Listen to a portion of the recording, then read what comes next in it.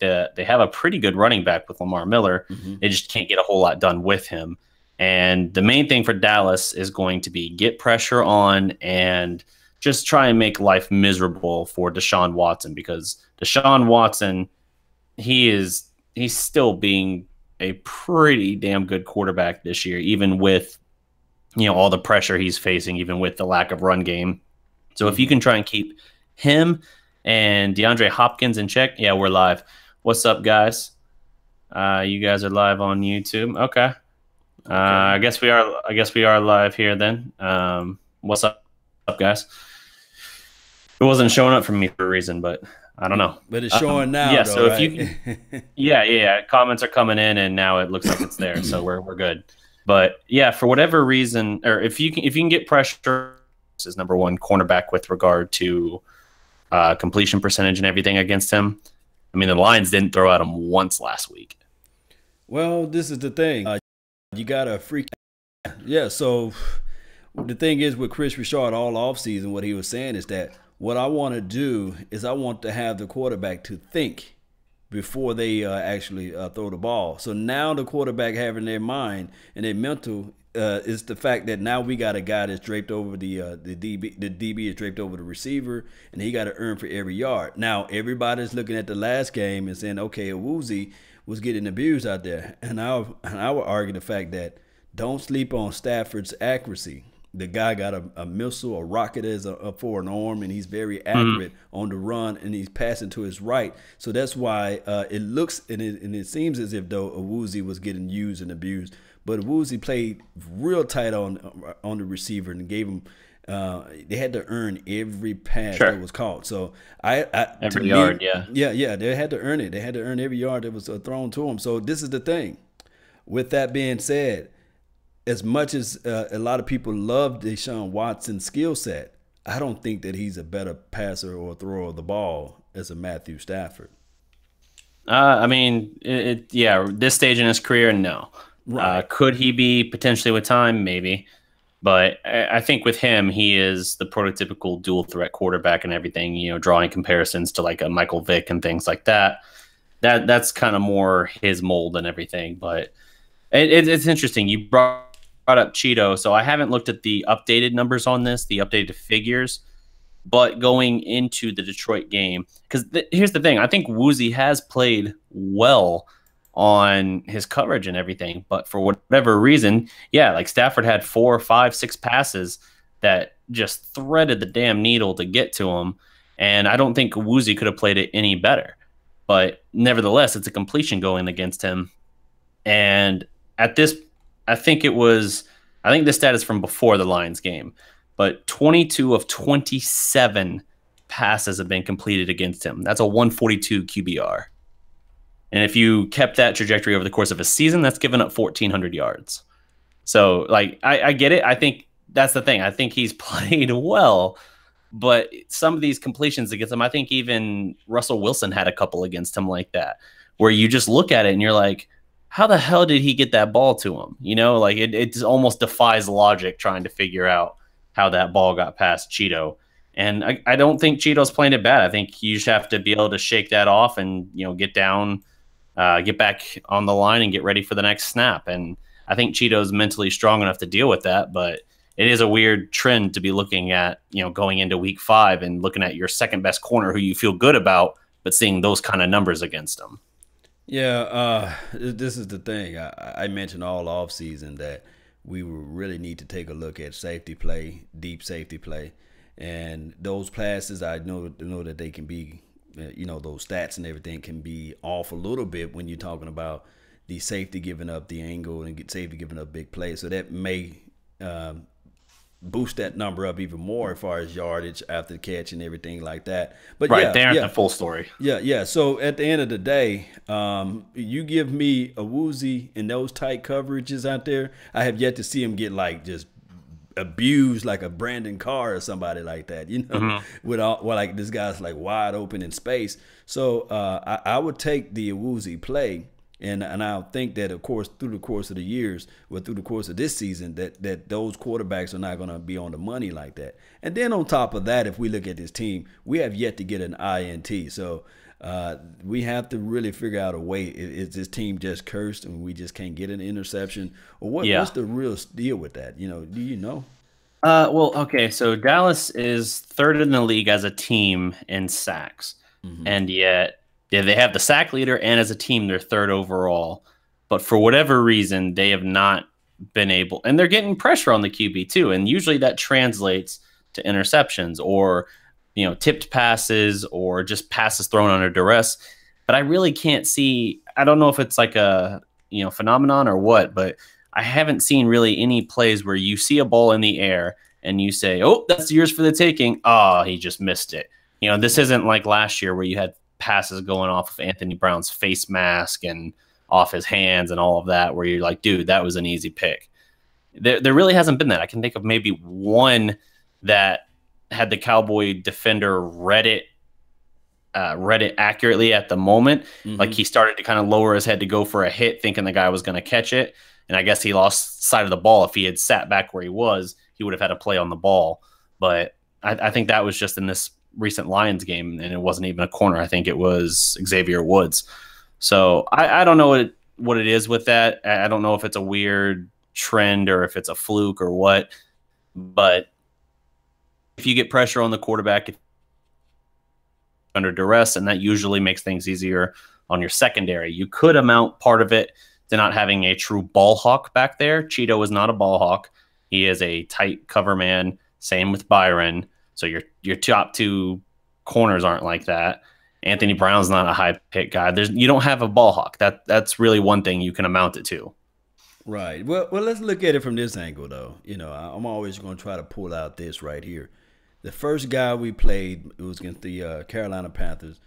To me, he didn't have like 300-400 yards on us, but he's a past MVP guy, right? Yeah. And then the second guy we played, Eli Manning. I think that we did a good share of beating him up and getting sacks and stuff like that, but he's still a two-time Super Bowl champion. And on top of that too, he does have the wherewithal to at least throw the ball away and not force it in at certain times, And then the third team that we played against a past Super Bowl champion winner. One of his QBRs is like top in the league too. And then we played Matthew Stafford. So those four quarterbacks out of the four, three of them went to the Super Bowl and two have Super Bowl rings. So there is not trying to make an excuse for those guys out there not picking the ball off, but they protected the ball well. And the only person that we could have said, okay, should have at least had an interception off of was the Eli Manning. We should have at least got an interception from him and maybe a Matthew Stafford, because he does sling the ball around, and we do know that he can be sometimes careless with the ball. Yeah, absolutely. Let's see here. Do you want to run through any quick shout outs or anything we have here? Oh, yes. Let me go ahead and give a shout out to someone that's on my YouTube page. I always like to give a shout out to the first person that's in the mix. Shout out to Daniel Mazza. Thank you for tuning in. You first and second place. That let me know that you part of the notification squad, and everybody know that I LOVE the notification squad. I love this, man. And Zach, you third place. Got to step it up, man. You said D-Law over Watt in Clowney. Oh, wow, man. There you go. Some bold proclamations. I like that. Go ahead. What you got over there? Let's see. On YouTube, first guy in, we got The League of Their Own. We got Gillette in the house. Stevie Mac 23. What's up, guys? Facebook over here. Let's see. We got Zaire Jacobs, DeAndre Skinner, and Josh Snyder. What's up, guys? Those are the two prospect YouTube and Facebook pages. Oh, yeah. So, and there's Marcelo B. What's up? Thank you all for tuning in to the nation, man, as we talk about the Dallas Cowboys versus the Houston. Also, we live on Big Game James page, Silver and Blue, the Dallas Prospect. Every legend was once a prospect. Are we live on Cowboys Experience by chance? Yes, we're live on Cowboys Experience. This might be a time then for us to mention the whole experience we had this past weekend. Oh, yeah. It feels like it might be appropriate. Go ahead and dive into it and let them know how do you enjoy the experience. So the whole thing with them, the Cowboys experience brought out Law Nation, myself. Hey, we got James in the house. Yo, what's up? what up? Nothing much, man.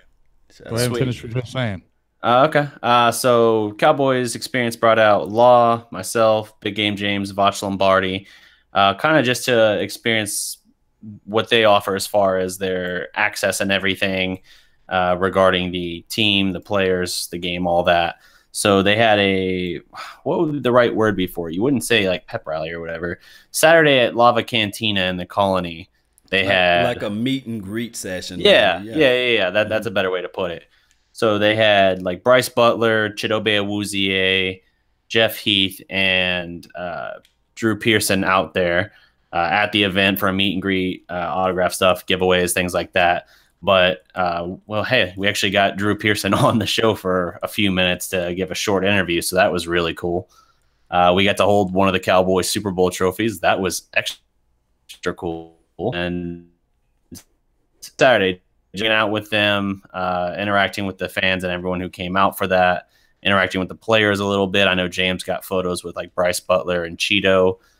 Really, really cool experience there. And then Sunday for the game, they brought us out first for like their pregame tailgate party and everything like that. Buffet, drinks, and all that. That was cool. And then we went to the Miller Lite Club, which is like a field level kind of club, right by where the players, like basically the tunnel to the locker room for the Cowboys players. So that was cool as well. You see them come in, see them come out. You're right behind the Cowboys bench, field level, see pretty much everything with that regard. It's cool because it gives you more context. James and I were talking about this, how you could actually see Dak talking with his receivers on the sideline and everything. And it kind of just showed you his leadership qualities and things like that I think some fans might kind of take for granted because you don't always see that on the game if you're just watching the broadcast. So really cool getting that level of access and everything. And you're they treated us like pretty much like family the whole weekend there, the Cowboys experience. So the cool thing about that is they actually offer that same club and all that stuff on the game day itself. They got all those prices and stuff like that. But basically the idea was they brought us out, let us see what the experience was all about, because if we knew how good it was, then we would be more than willing to tell people, hey, that was really awesome. Like, as a Cowboys fan, that was about as awesome experience as I can remember. No doubt, man. That's some good stuff. James, man, what's good, man? What's up with y'all, big dog? Can y'all hear me? Yeah, man. You live like 95, man. What's good? Oh, what's good, dog? Just got in from work, chilling, you know what I'm saying? Catching the end of what y'all was talking about. Shoot, I'm ready. Whatever. What's good? Let's do it. Yes, indeed, man. We was talking about the Cowboys experience, being able to interact with the players and get your memorabilia signed and stuff like that, and hanging and kicking it out with the original 88. I'm talking about the legend. I'm talking about the guy that put on that 88, man, on the jersey. The guy that's going to bring the thunder out there, too. And when you come out there live at the cantina, we're going to have another event, not this weekend, but next weekend.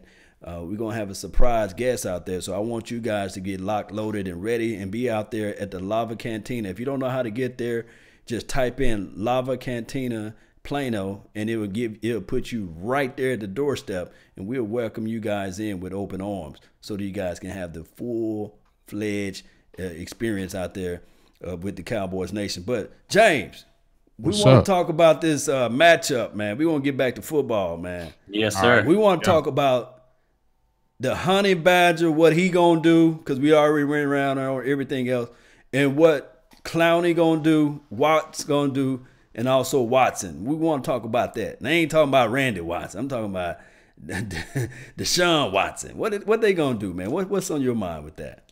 Well, I've been saying from day one, well, not day one, I would say from last week, I was saying I heard some people were talking about Deshaun Watson, said he wasn't the same guy he was last year. He fell off a little bit, woo. I think people need to keep that quiet because, I mean, he's having a respectable year right now. I mean, he's got a quarterback rating of 93.5. 1,200 yards already, 7 touchdowns. Yeah, he's throw 4 interceptions, but you know he's kind of going to be I thought he was going to be a guy that would throw INTs in the league just because of the way he gambles and just the way he plays. But he's a threat. He's a big threat. He usually doesn't always hit his first read. He never kind of goes at that first read. He kind of just he's kind of one of those, you know, just like what his coach was saying at Clemson. He's like a Michael Jordan type player. Like as far as he's 1 minute he could have a struggling for 2 quarters. And is that my dude? 1 minute he'll be struggling for 2, maybe 3, 2.5 quarters, and then he'll light you up. That's what Deshaun Watson does. And then at the simple fact that he's a leader, the team rallies behind him, and at any given time, he can kill you. And I think that's the biggest threat that I worry about with Deshaun is that, you know, he can be struggling in the game and then he could hit you for a 60, 70-yard bomb, and next thing you know, they're right back in it. And even though Lamar Miller hasn't had a great year, I think he only has like 230-some yards rushing, he still is a fast threat. He still has that out speed where he can break it out. So you got to just keep your eye on him. Of course, we're definitely going to talk about DeAndre Hopkins. I definitely feel like he's going to present a problem. I feel like he's going to get his catches against us. I don't think we're going to be stopping him getting 3 catches for 30 yards. Bro, we got Byron Jones out there, man. Well, I'm just saying, okay, we got Byron Jones and all that good stuff, but they got DeAndre Hopkins, okay? So Byron Jones. Watson is trash, fam. Man, I don't want to hear none of that mouth you talking with that. I don't care. You smelling all that, you drinking all that Kool-Aid with Byron Jones, okay? Byron Jones is good. Byron Jones is good. Byron Jones is not great. You hit Byron Jones with a arm in his chest and hit him to the inside slant, you'll get passes on him. They just ain't did it yet, but I guarantee you'll get passes on him. The reason why Byron Jones has been killing people is because they've been doing a lot of long routes, slant routes, and 9 routes on him, and that's one of his fortes because he's long and he's got the speed. CDP, this man been acting this way ever since I smoked him on the show last. You ain't smoked me nowhere in no time. You ain't never smoked me. So shut the hell up. You ain't never smoked me. So shut the hell up. It was cool, man. Ain't smoked Jack. On the real though, fam, Deshaun Watson will miss that first read, duck his head, get nervous, and scramble. And that's what I said. I'm totally agreeing with you. And he might throw us 1 or 2 interceptions. So I hope our DB is getting ready. I expect a lot of cover 3 looks from us. But can you agree with this though? I've said it before. Chidobe Awuzie and Byron Jones are not high NT guys. They are sticky coverage guys, but they've never were that in college, and they're not going to be that in the pros. So hopefully, maybe we'll get one Jeff Heath or something. Well, they're not ball hog guys. They're not IQ guys. They're big physical gangsters. You know what I mean? So they run with people. But nah, I mean that's cool. I mean it's fine because pass rush exists. David Irvin will be back. Will Fuller. Fast ass ain't gonna be on the field, you know what I mean? That's gonna be huge. It's gonna be huge, man. So maybe we can not get so deep and you know tighten up that defense a little bit. I ain't got long. I just wanted to come through, say what's up. Shots out to Cowboys XP. Barry, what's good, fam? All that. What's good, Joe? What's good, man? Hey, who's the tight end for the Texans? Some scrub with a long name. Who cares, man? It don't matter. Because, see, this is the thing. If we still going with that cover 2 look, man, the weakness of the cover 2 slants and vertical seam routes. We be all right. We got young Van Der Esch and Jalen in there. We good to go. How we going to slow down Clowney and JJ? You going to run at them? Are they a 3-4 team or they a hybrid 4-3? What are they? They 3-4 by trade, but they 4-3 by design. So JJ is going to give you a lot of 3-tech looks, 3-tech head up, 4 looks or whatever, and that's fine. I don't mind JJ on Zach, but they may throw you a doozy and put him on Connor. They are going to put him on Connor. Don't say they're going to throw you a doozy. You know that's what they're going to do. Ryan he's going to slide. He's going to slide his ass right over there and get right over him. Ever since I smoked him on the show last. Stop it. Hey, say what you know. What I know why you came on here because you heard I was on here and you missed me. I will say this though. Tight end is Ryan Griffin. I will say this: 2018 JJ ain't 2015 JJ. We understand this, but still. Agreed. But he's still got like 5 sacks through 4 games, so you still got to account for him. He'll be lined up with Lyle Collins. Cutting me off and everything, man. James, you all right, man? I love you. Okay. Likewise, man. Likewise. I ain't got long, man. I just wanted to come in and say what's up, speak my piece, and just, you know what I'm saying. Well, since you don't got long, then go ahead and put it on wax. What you got down for the score prediction then? I'm not Cleo Lombardi. I forgot you don't do that. I am not Vostradamus. Hey, Law, we got him to give one prediction at the game. I don't remember which one it is. Do you remember, James? Man, you were asking him like a specific stat, and you got him to slip up and give a prediction. Yeah, he gave a prediction. No way. He realized it quick too. Can I say it with his prediction? It was 6 sacks and four touchdowns from Dak. It was one of those bold predictions. Oh, bold prediction. Okay, give me a bold prediction for Ezekiel. Yeah, bold prediction. I just want to block the Mike linebacker. We can do that. I don't care about nothing else, man. Nothing else matters as long as we block the Mike linebacker. Andrew Luck just threw another interception, man. Long as we block the Mike and run the football, I'm good to go. What about your son? My son, Michael Gallup. I mean, which son? Because I got Gallup and I'm telling you, man, you got to slow down, man. They're twins. They're twins. Your son, number 13, what are you going to do, man? Mike is cool. I mean, we seem to be throwing him the most deep balls out of anybody. He seems to be the one that can get the separation. We just got to finish. We got to finish and catch it. I would like to see Tavon on the field more. I don't want too much receiver rotation. If we can get like Gallup, Tavon, and Bees, like I'm good with that. No doubt, Dan. No doubt. Good. Vach, man.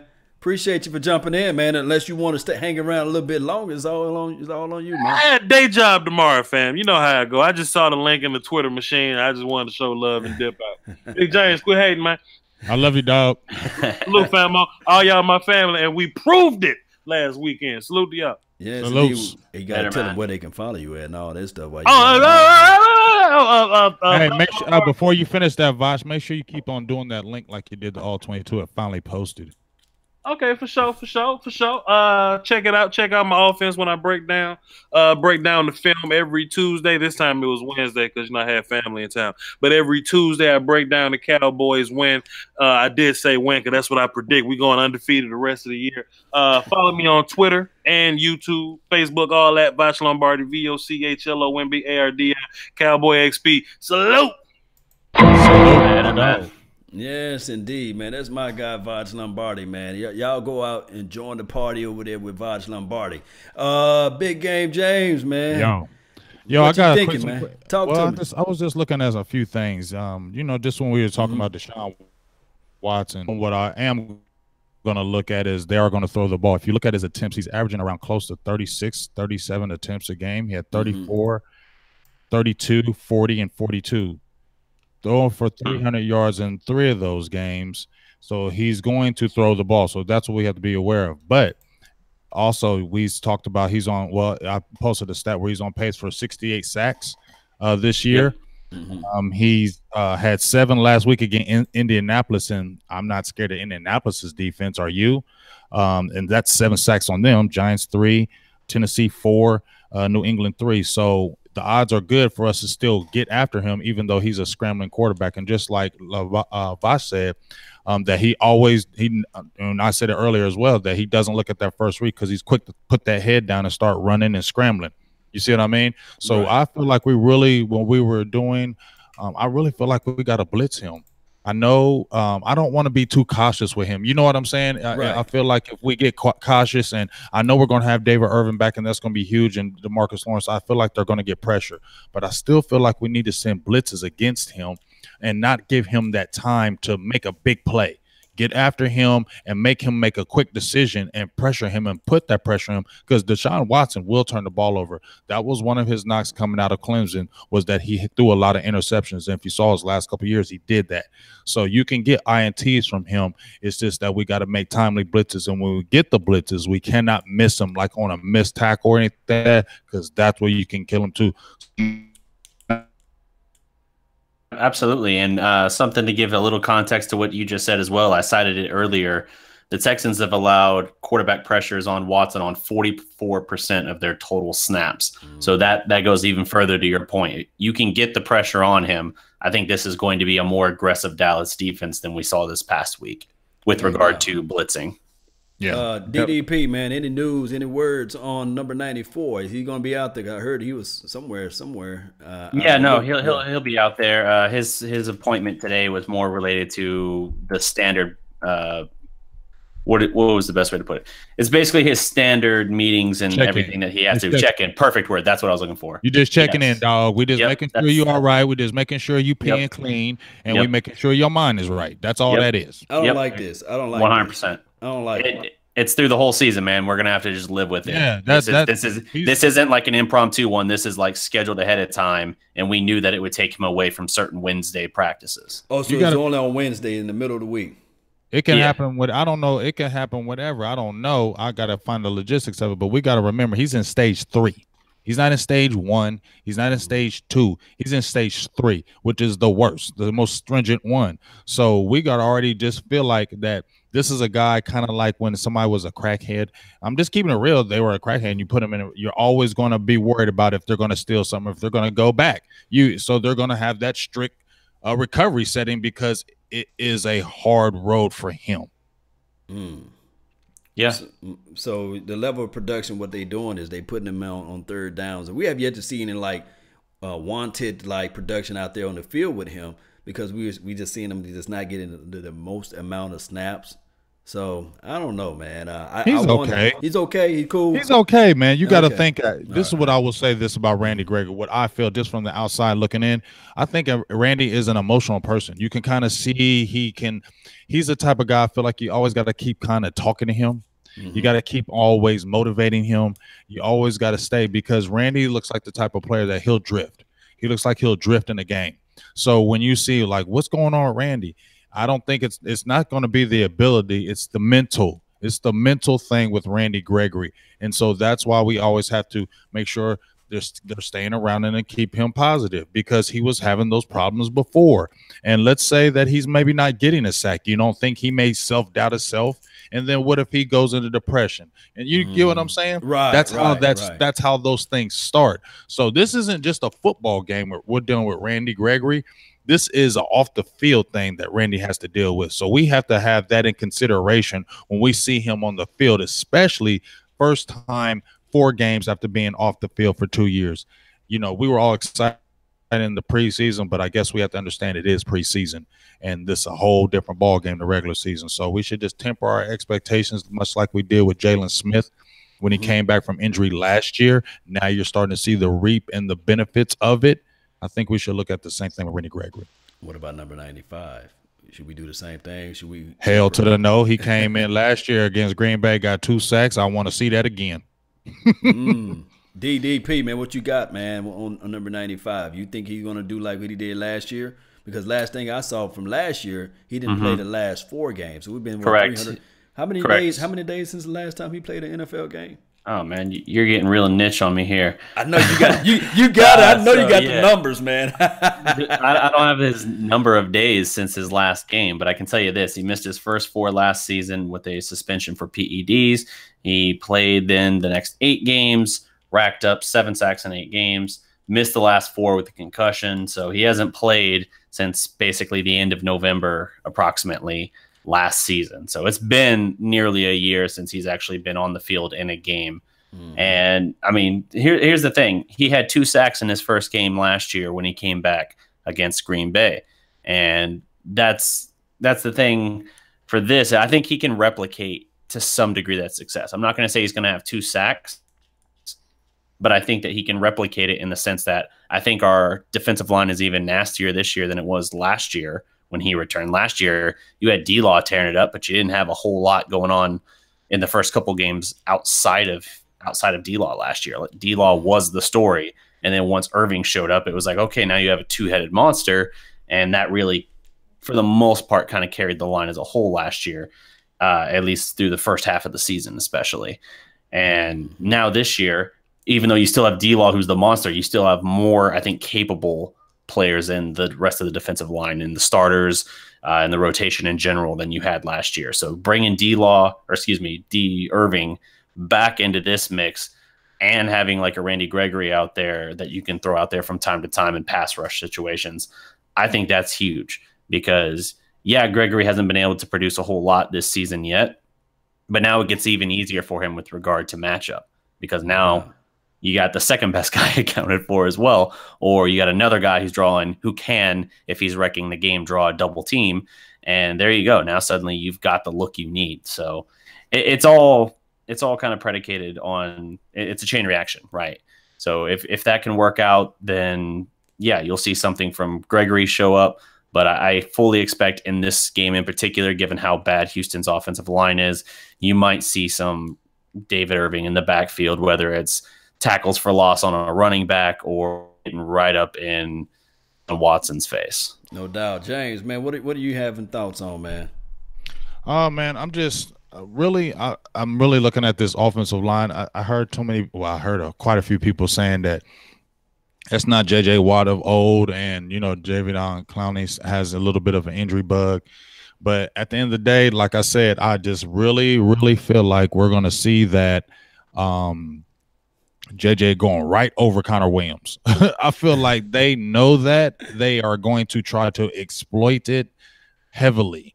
I feel like they are going to move him around, but I feel like he's really going to attack La'el Collins and Connor Williams all game.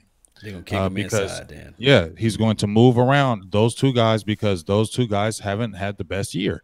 Now, I'm not saying Connor Williams has had a bad year. I'm saying he has struggled, and he still is, to me, 295 pounds. And when you're going against a guy who of the caliber of J.J. Watt, he may not be the same guy, but he's still savvy. He's a veteran now. He knows moves. He knows how to go against young players. He knows those type of things. So they're going to key on stopping Ezekiel Elliott. This is another game where I said it on our show, the Silver and Blue Nation, Tuesday, that honestly I wouldn't mind seeing a shootout. I know our defense did woo-woo. Yeah, we want to shut them down. I don't mind getting a lot of sacks, but I wouldn't mind a shootout. I would love to see a shootout with Dak and Watson going at it blow for blow. I want to see Dak have another big game. This is a game where I wouldn't mind seeing Dak Prescott. I know we want to run Ezekiel Elliott. Yes, we're going to run the ball, but I wouldn't mind seeing Dak Prescott getting a 300-yard game in a hostile environment against the Houston Texans, because that's going to be huge. We would have a lot. I beg to say that we would have a lot different feelings if Dak goes in there and throws for like 330 in Houston against them. It'd be his first 300-yard game if he did that since the Cowboys went to the Giants in December last year. I think it was like the third from last game. Right. So I want to kind of see him kind of air it out, and because let's look at it. The Texans secondary is trash. We went against the Lions secondary, who was one of the top ones. It's the exact opposite when you come against the Houston Texans. They don't have that formidable secondary like the Lions did, or the ranking, so we can definitely get the ball off on them. No doubt. The only person we had to worry about is the Honey Badger, and he's going to be. He ain't the same guy. He's going to have his hands full. Yeah, you're right. He's not the same guy, but it's different when you're playing at home. You got that crowd behind you. We'll see though. And we want Cowboys Nation. I want everybody down there who's close to Houston to put on that silver and blue and get down there in that stadium. Let's rock that stadium. Let's rock that stadium. Crazy. Let's let them know that we are the real deal Holyfield. We the team that's out there. We the real Texas team, right? Yeah, I mean, that's our little brother, and that's the way it always will be. Mm-hmm. But you know what? They have a problem with it. Matter of fact, I went to a game when we had the game last year when we played Philly, and Philly beat us. I was walking down. There was like 3 Texans fans, and the whole time they were up there talking trash. Mm-hmm. I'm like, why'd you come to this game? You know what I'm saying? You got a Texans shirt. I don't care. I don't hate y'all, my cousin up here, but we can't wait to play y'all next year. So they was already had in their mouths about next year. You know what I'm saying? They hate Dallas. Houston hates Dallas. That's a fact. Always been, even with the Houston Oilers. They hate the Cowboys. Oh, so looking up. Same way in basketball too. They still trash talk the Mavericks. It's crazy. And that stadium is going to be nuts. Do y'all hear me? Like Seattle was crazy, man. The other 2 games not so much, but that Seattle game, you know how crazy it was. That's how it's going to be in that Houston game, and they're going to play off that emotion, folks.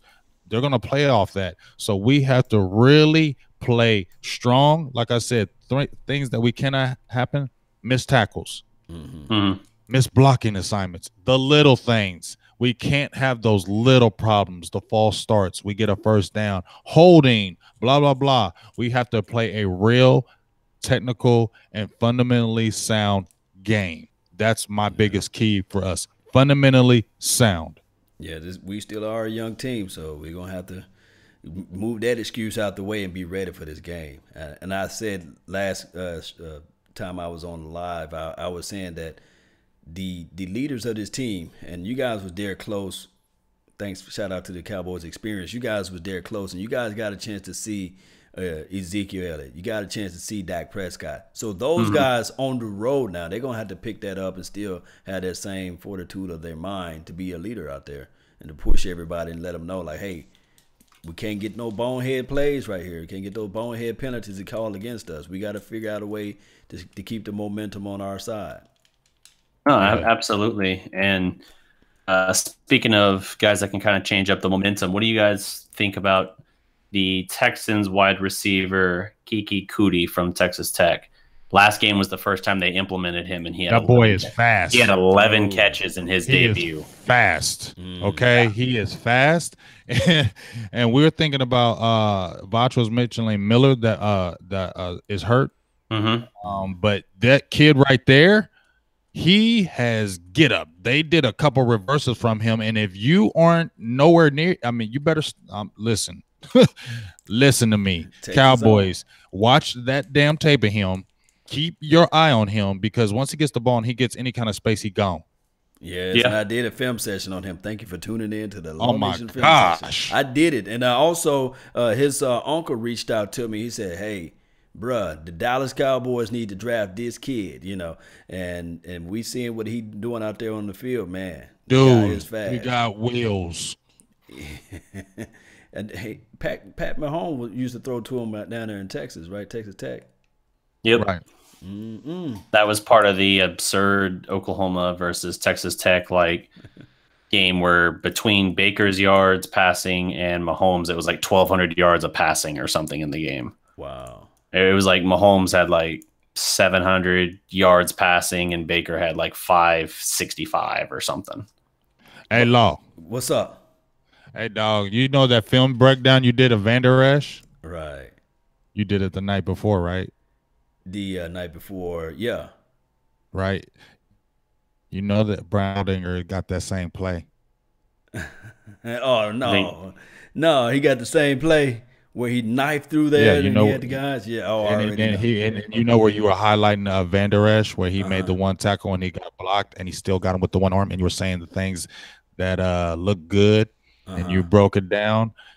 I looked on NFL Network and they broke down that same exact play. No way. The intangibles, the things that you just don't see. Yes. Oh, yeah. The Baldy's breakdown. It's on NFL Network. And I said the four-letter network won't post it.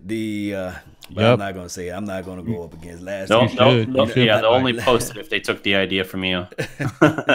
Hey, I came up with the idea. Like you did it, and they can't. I know, that's what I'm saying, because I was looking like, dang, they did this right after him. I was like, man, Law, you should have went on there and retweeted like, yeah, thank you for watching thank you for tuning in for the Law Nation session, because I did that yesterday.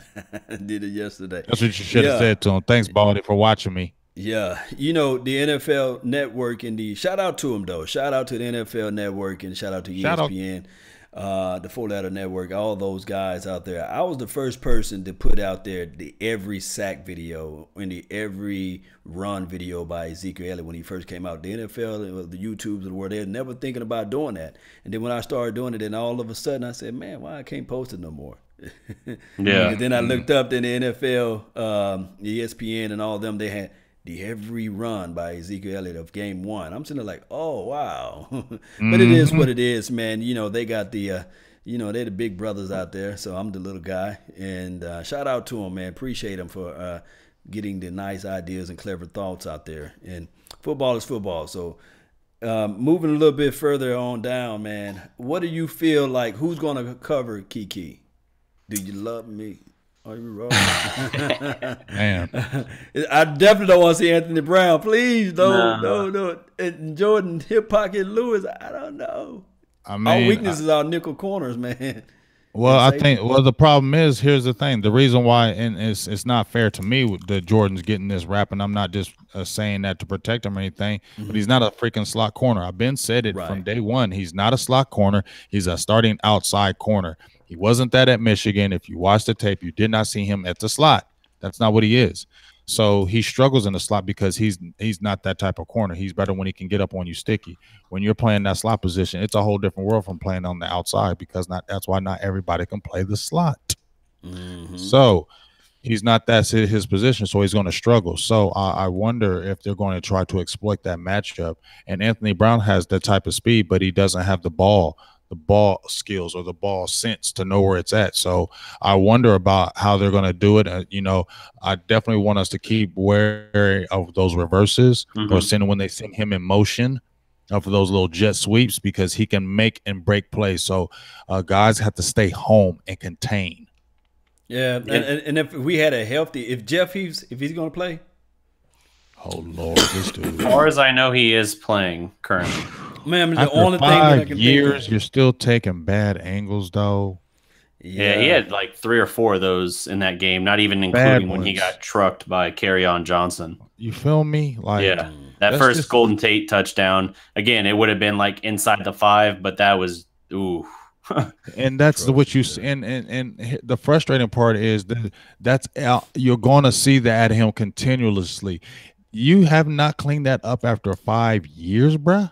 Yeah, he's an infuriating player in the sense that he can make the most clutch plays, but then he'll make the most fundamentally oh my gosh, that's why inexcusable plays. Yes, inexcusables. That's why he works better. I mean, off the bench. Yeah, we looked at that in the Green Bay game, the playoff game, when he had one interception, two. Second one called off. Yeah. By a completely irrelevant play. So yes, we look at those and we say, well, that's why he needs to be playing. Well, that's clutch moments. That's one of his clutch moments. And through the majority of the time, you see these moments where he'll take a bad angle or he'll break down for a tackle prematurely, as was the case with that first Golden Tate touchdown. And it doesn't make sense, some of the things he does. But for the current state of our safeties, I love Xavier Woods. I think he's got a high ceiling. But with the current state of the safeties, he's probably your best safety, regardless if you play him strong or free right now. That's the problem, and that's why the Earl Thomas talk was so hot at the time. Like for the last Xavier Woods is getting used and abused out there on the field as relates to coverage. So I mean he's a 6th round. Yeah, he's a 6th round guy, and he was more known for being able to hit. Now he can get interceptions as well. He's got a knack for that. He showed that at Atlanta last year with that diving interception. He had 14 in his career in college. Yeah, no, I mean, he's a guy that definitely has that potential to him. It's just one of those things where he's going to have to continue to grow and develop, and I think he can turn into one of those, but this is his first year being a starter. It's just one of those things where you got to get him a little, what's the word? You don't want to be more green, a little more seasoned, let's just say that. Go for a different expression. I think, what the problem is, this is where Xavier Woods would have benefited from an Earl Thomas coming to Dallas. Yes. Because now Earl Thomas can teach him the game, whereas Jeff Heath and Kayvon Frazier are not guys that I'm going to sit there and say, Xavier Woods learned from these guys. Because, number one, Kayvon Frazier's only in his 2nd year. He didn't play last year. He played more special teams. And then you have Jeff Heath, who's been he's really a career backup that's been forced to start because we haven't had anybody else back there. And just like you said, DDP, he's getting forced minutes. You can't make everybody a starter. You DDP, you do the Dallas Mavericks. You know how it is. Everybody ain't a starter. You can have guys who are better off the bench. Yeah. A guy can get you 15, 16 points off that bench, but then you put him as a starter, he's going to struggle and get you like 6 or 7. You're like, why he ain't playing good? Because he ain't a starter. He ain't got that starter mentality. And some people don't play good with that pressure, but some people play good when they're in that spot position. All that pressure isn't on them. JJ Barea. Oh, my bad. Exactly. Hey, Barea getting injected in the starting lineup won the Mavs the title. Can't tell me different. But there's the Mavs talk for the day. But I agree.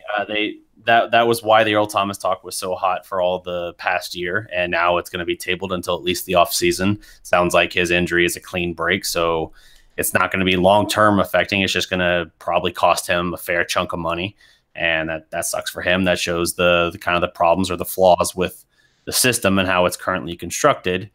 But I mean, it is what it is. They're going to have to figure out safety for themselves, which means you're going to be looking at some combination, depending on health, of Jeff Heath, Xavier Woods, and Kayvon Frazier. I like Frazier playing up more close up to the line of scrimmage, kind of that Cam Chancellor role where he's really more like another linebacker.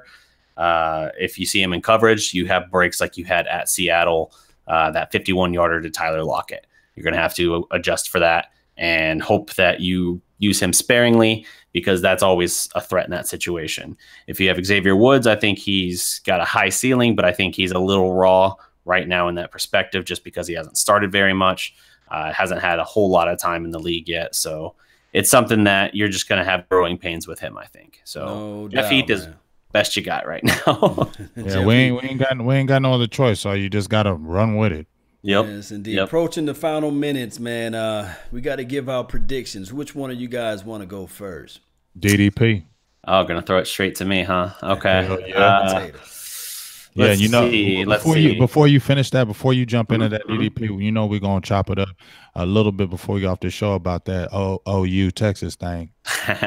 Yeah, no, I think there is Yeah, an we're gonna important beat game. your head Yeah. in today. Yeah, we're gonna beat your head in this time, buddy. I mean, So you know, you know.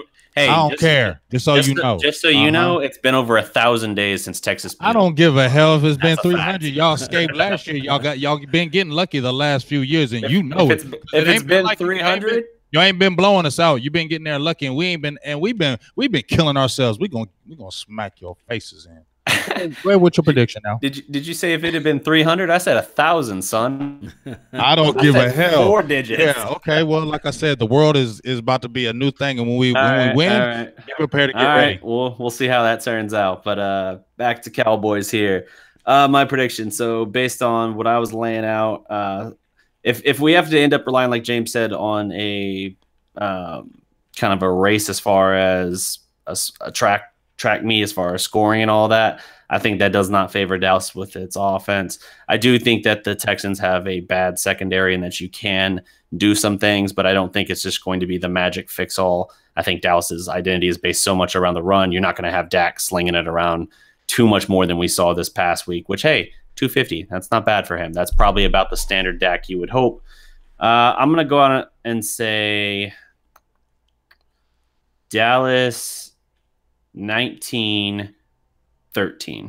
1913. Yep. Good year. All right, so I can't argue that. And Aaron on the Aaron Williams, he said 24-20. Hot Boys. All right. Yeah, it's I'll on take my it. YouTube page. And shout out to Jamal Anderson, Live Light 95 on my Facebook. Big Game James, what you got, man? I'm gonna say this is gonna be a high scoring game. I think I'm not gonna say that our offense is going to have, we're gonna have this big game and now we're rolling for the rest of the year. Nope. This is I feel like this is gonna be one of them games where we just get off a lot of points. And I'm gonna say we win 31-28. Okay. And I feel like it's going to be a shutout because I feel like Watson is going to do his thing. I feel like we're not going to really I don't feel like he's going to go nuts, but I feel like he's going to get his yards. If Stafford can throw 300 yards on us, Deshaun Watson's going to get his dog. I just think he is. And I feel like he's going to have those games where he might just kind of show out. So I feel like it's going to be a shootout, and I feel like Dak is going to raise his level of the game because it's his friend. He's going against his friend. They're close in years as far as when they came out in the draft. Mm-hmm. So I feel like he's going to take that a little bit more of a personal thing, and I feel like he may. In my opinion, I think he's going to get a 300-yard game, and I'm gonna jump out on there. When we do bowl predictions, you'll hear that one. Okay. Yeah, it's that's definitely possible for sure. I mean, I think he's more than capable of doing that. Dallas is just going to have to see what they can do to kind of keep it in front of them. Do you have any concern at all with the fact that Dallas, despite years past, I would say you throw out 15 because 15 was just a garbage wash of injury anyway, but 14, 16, 17, even last year, Dallas was like a road warrior team, yet they're 2-0 at home, 0-2 on the road. Does that play any kind of impact for you? Go ahead, Law. No, I'm saying it does because one of the things that I like to bring up all the time with this team is that this team is different from those teams because of the fact that is so young. We don't have that veteran guy. It's like the intangible things that I always like to bring out, the things that we just don't see. And I think that with Jason Witten, he might have told the wide receivers and the tight end and the offensive line, these are the things that you need to do. And on the defensive side of the ball, he might have was able to help them out too. Like, hey, these are the things, the preparation that you got to do. We got to play a clean game. We just never know that the type of motivational speak that he was giving out to the players or how they should react out there on the field as it relates to a away game. So I'm thinking that this team is so young that they feel comfortable playing at home. They have less mistakes out there. So hopefully, since this is I call us a dome team. So by this game being down in Houston, I think that this team should still have this same type of home type of vibe, if that makes any sense. Because I think that they are still a turf team, so I think that they will still be able to get things going in the right direction. So as far as the score prediction, I have this team going 26-18. Go ahead. Botch. I mean, big game. All right, Gabe, mine. Botch, man. You gave your prediction? You gave your prediction? I gave my prediction. 31-28 shootout. 31-28? Ah, man. What am I thinking? 31-28. Yeah, man. I feel like who get the first touchdown? This is going to be too big of an atmosphere. Well, I don't know, man. I hope it's us. If we score first, you think we're going to defer? Hey, they did that last week. I was stunned. Yeah, that was the first time in how many years? I don't know, but I made a comment the week before when I was live tweeting the game that it's an approximately 15,000% chance that Dallas starts the game with the ball because we win the toss. Garrett always takes it, which never makes sense. It drives me insane. And if the other team wins, they defer it like you should. So when we won and deferred, I literally looked at you guys, you and Vach, and was just like, oh, the atmosphere has changed. Yes, shout out to Dak's going to have a big game. Money making Malls. He said 30-18 Cowboys. Patrick Edmondson, he said 30-13. So everybody high. If we're going to get 30 points on the board, man, if that happened, man, I owe you guys. I got an MVP on Money Matter. Ho, rewind what you just said. I got you on beer, man. If that happened, 30-13. I want liquor. Yeah. I don't want beer. I want liquor. I want some of that hand, dog. It got to be 54-5, 54-7, or something like that. Well, let me go call Dak Prescott and let him know. Let Dak know. Mm-hmm. Yeah. Shout out to the www.Cowboys Experience. Y'all go to that website. They got tons of information out there, man. As far as ticket prices, also travel. You can fly into Dallas, and they'll put you in a nice little hotel. What's it called? Embassy Suites. Embassy Suites. It is nice. Don't let them lie to you. It's nice. Nice. And even if they live here, there's options just for the game itself. So there's all kinds of different packages you can do, whether you're in town or out of town. And I think they put you on a bus with other Cowboys fans, and they drive you all the way to the stadium. You don't have to worry about nothing. Ain't that right? And it's so right. And the bus driver, I can't remember her exact name, but she's Chocolate. That's what we call her. That's what she wants to be called. She can drive that. She's super cool. Been with Barry forever. Like I said, the bus ride over there is awesome. Beautiful inside. Barry meets you there. I mean, you just feel like, honestly, you're special. I mean, you feel special when you're up in there, and he makes you feel like you're home. He makes you feel like you're one of everybody, you know. And it's just a great experience, and I can't say nothing but great things about it because it was awesome, man. Check out their website, no man. doubt. Yes, indeed. So, big game, man. Tell them where they can find you at, man. Yeah, definitely. You can check us out here, Silver and Blue Nation.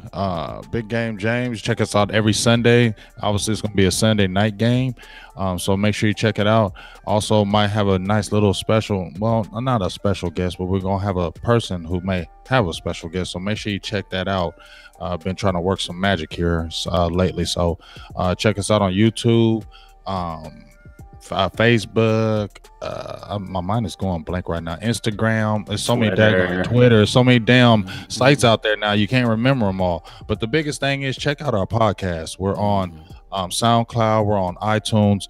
I really don't listen to our shows every time, but I listen to our show, and man, our voices sound good. Not bragging, just saying. So if you want to listen, the voices sound good. Listen to the voice. The voice make me want me to listen to myself a little more. So it's like I'm just playing, y'all. But jump on there for real, though. Check us out. We have a good time. We kick it. Jump on the page. Talk about whatever you like, but just don't be disrespectful, or I will ban you. There you go. Yep. Okay. So find us on Twitter at Dallas Prospect, Facebook as well, everywhere else, Instagram, Facebook, all that. We're going to be the Dallas Prospect.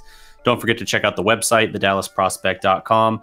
And hey, keep an eye out for my articles on Dallas Sports Fanatic. I am the staff Cowboys and Mavericks coverage writer, whatever, for them.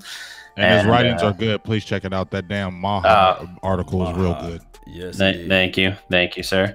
I've had one or two of them get picked up on Bleacher Report, actually, which is pretty sweet. So trying to get back there, figure out the master formula to get back there. But check out that writing as well. The stuff eventually cross posts to the DallasProspect.com as well. So that's an option. But first the first dibs. There you go. I'll work with that. Always goes to Dallas Sports Fanatics on that. Maverick season's getting fired up here. We just had the first preseason game. Second one's coming up. I've already written my first Mavs piece for them as well, so check that out. And podcast and all that, yeah, same thing as James. SoundCloud, iTunes, Podcast Store, Google Play, all that. Mm-hmm. All that good stuff. No doubt, man. That's some good stuff, man. Hey, guys, I have a podcast too. That's LAW Nation. Go follow that thing. Don't forget to hit that like button. Smash the notification button too once you hit the like button. And then share this content. We live like 95. We go everywhere, man. We everywhere you can think of. When talking about the Cowboys, we there in the mix, man. So with that being said, that's all the time I have for tonight. I really thank you all for yours. And remember, you're listening in to Nothing But the Bass. Salute. Also, every legend was once a prospect. Yes, indeed. And I don't got nothing. You James, man. We'll find you a catchphrase. Nah, I'm good. Let's ride on out, baby. Electric Chicken, I see you. Talking about 37-3. Cowboys, I hear you. If that happened, I'm gonna buy everybody some hen dog. Don't do that. Don't let you catch that on air because they'll try to hold you to it. Oh yeah. 37-3. Yeah, that would be nice, man. I thought he was saying Electric Chicken was the name of the song. I was real confused. Electric Chicken is something